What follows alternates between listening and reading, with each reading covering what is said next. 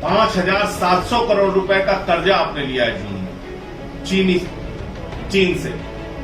इसी जून में आप उस देश से, उस दुश्मन देश से कर्जा मत लीजिए जो हमारे जवानों को शहीद कर रहे हैं, जो हमारे जवानों की जान ले रहे हैं। जो कंपनी चीन की सेना का संचार तंत्र देखती है, वो कंपनी प्रधानमंत्री के पीएम केयर्स में 7 करोड़ चंदा दे रही है। इसको क्या समझा जाए? इसको क्या समझा जाए? टिकटॉक का आप बैन कर रहे हैं, टिकटॉक ने आपको 30 करोड़ रुपए चंदा दिया है पीएम केयर्स में। इसको क्या समझा जाए? तो लगभग 150 करोड़ रुपए का तो आंकड़ा हमने निकाल के रखा था कि 150 करोड़ रुपए लगभग पीएम केयर्स में चीनी कंपनियों ने चंदा दिया है। ऐसे संकट के समय में जब हम उनसे सीमा पर लड़ रहे हैं, आप उनसे चंदा ले रहे हैं। हमें सेना के पराक्रम पे कोई दूर दूर तक शक नहीं है, लेकिन सरकार के भरोसे पर जरूर सवाल है। सरकार पर भरोसा नहीं इसलिए होता क्योंकि जो भाषा चीन बोलता है वही भाषा भाजपा बोलती है, जो भाषा चीन बोलता है वही भाषा प्रधानमंत्री जी बोलते हैं। चीन भी कहता है हमने भारत की धरती पर कब्जा नहीं किया, प्रधानमंत्री भी कहते हैं हमने भारत की धरती पर कब्जा नहीं किया, भाजपा भी कहती है चीन ने भारत की धरती पर कब्जा नहीं किया। अगर प्रधानमंत्री कह रहे हैं चीन ने भारत की धरती पर कब्जा नहीं किया, तो आप तो उनको सर्टिफिकेट दे रहे हैं, घुसपैठ का सर्टिफिकेट दे रहे हैं। मुझे आप बताइए, अगर घुसपैठ नहीं हुई तो हमारे 20 जवानों ने शहादत क्यों दी?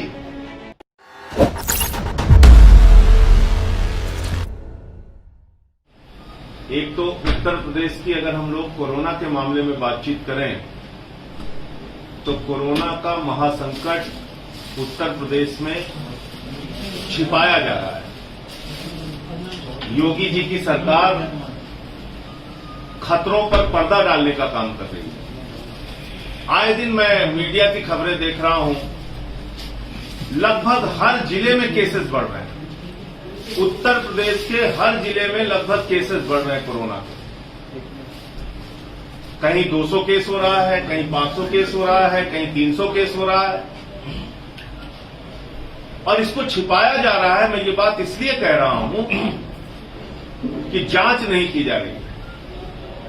अगर टेस्टिंग नहीं होगी, अगर जांच नहीं होगी, तो कोरोना के मामले सामने नहीं आएंगे। कोरोना के मामले सामने नहीं आएंगे तो लोग सावधानी नहीं बरतेंगे, लोगों का जीवन जाएगा, इस कोरोना से लोगों की जान जाएगी। तो मुझे लगता है कि खतरों पर पर्दा डालने का काम योगी सरकार कर रही है, और ऐसा लग रहा है कि ज्वालामुखी के पहाड़ पर शांति के साथ बैठकर योगी की पूरी सरकार और उनकी टीम 11 बैठी हुई है, इस बात के इंतजार में कि कब ये ज्वालामुखी का विस्फोट होगा। इसलिए मैं आप लोगों के माध्यम से उत्तर प्रदेश के मुख्यमंत्री योगी आदित्यनाथ जी से अनुरोध करना चाहूंगा कि टेस्टिंग और टेस्टिंग जो कोरोना से लड़ने का एक महत्वपूर्ण फार्मूला है, उसको आप अप्लाई कीजिए। टेस्टिंग के जरिए लोगों को पता होना चाहिए कितने कोरोना केसेस हैं।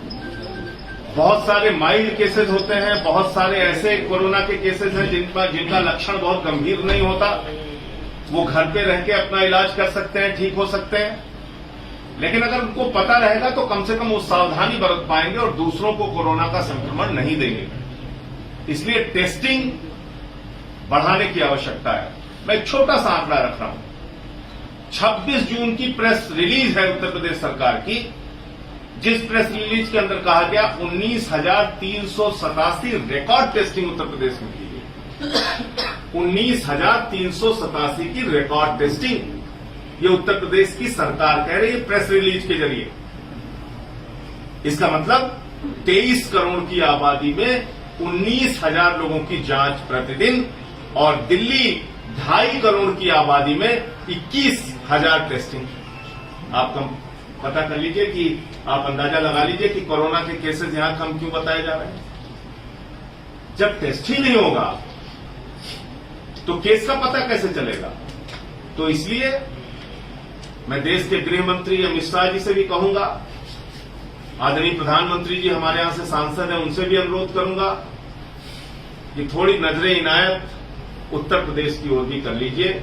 हर जिले में कोरोना के केसेस बढ़ रहे हैं, लोगों की जान जा रही है, और ऐसे में टेस्टिंग ना करना मैं समझता हूं कि सरकार की ओर से एक सरकारी अपराध है, जिसको कि ठीक करने की आवश्यकता है। दूसरी बात, हर दिन चाहे उत्तर प्रदेश के न्यूज चैनल खोलिए, चाहे अखबार उठा के पढ़िए, बलात्कार की घटनाएं, नाबालिग बच्चियों के बलात्कार की घटनाएं।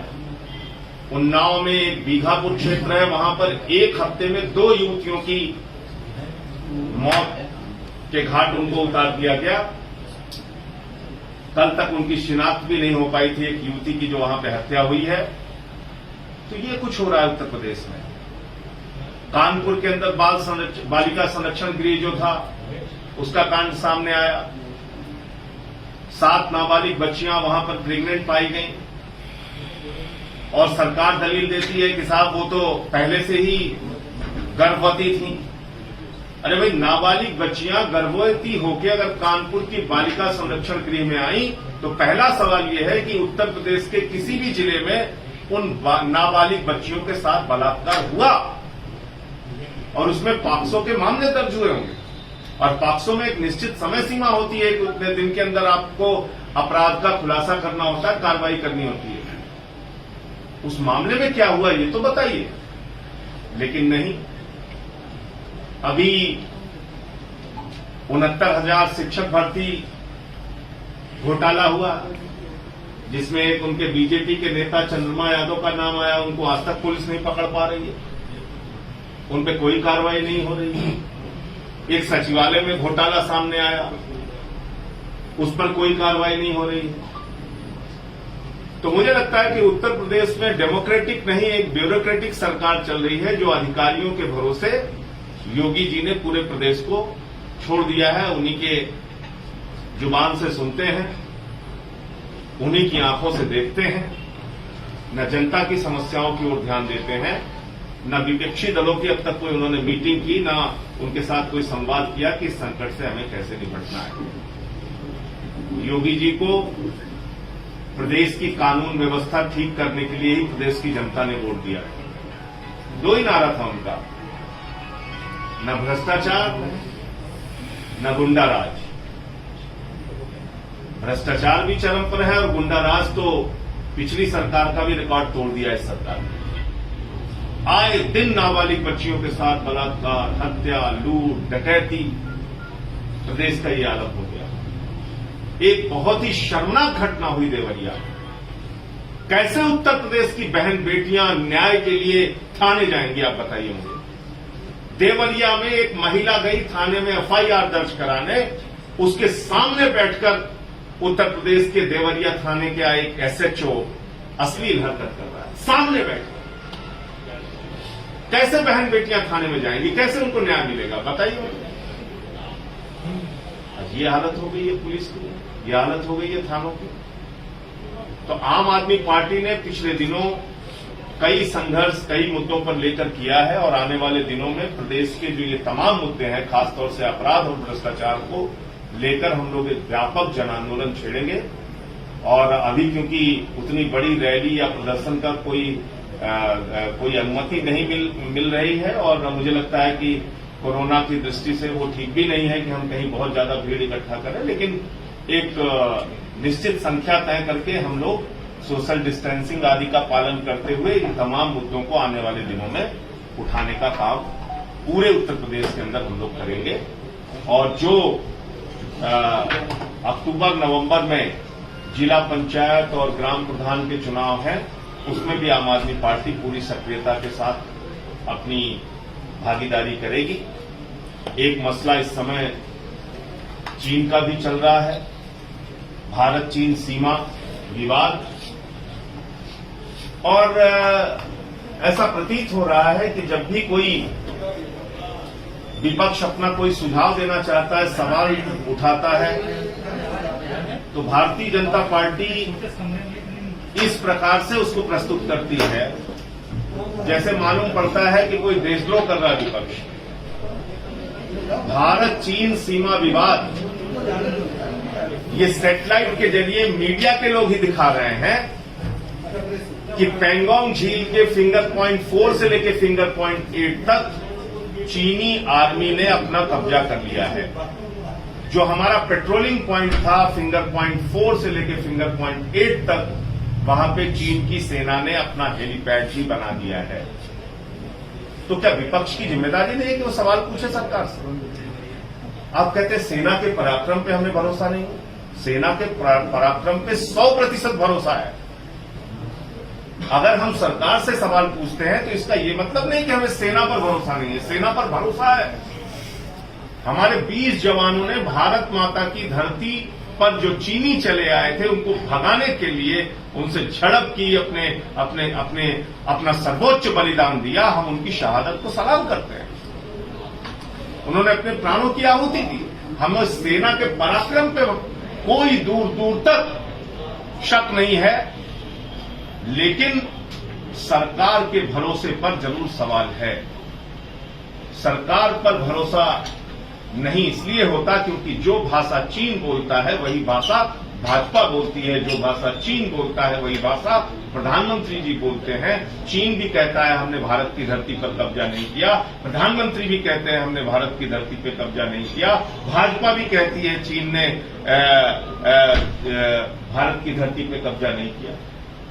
अगर प्रधानमंत्री कह रहे हैं चीन ने भारत की धरती पर कब्जा नहीं किया तो आप तो उनको सर्टिफिकेट दे रहे हैं, घुसपैठ का सर्टिफिकेट दे रहे हैं। मुझे आप बताइए, अगर घुसपैठ नहीं हुई तो हमारे 20 जवानों ने शहादत क्यों दी? अगर घुसपैठ नहीं हुई तो सेना के अधिकारियों की बातचीत क्यों चल रही है? अगर घुसपैठ नहीं हुई तो विदेश मंत्रालय स्तर की बातचीत क्यों चल रही है? घुसपैठ हुई है और उनको भारत की धरती से खदेड़ना है। प्रधानमंत्री जी से हमारा ये आह्वान है, ये अपील है कि इसको कीजिए। बजाय इसके आप उन्हीं चीनी कंपनियों से पैसा ले रहे हैं।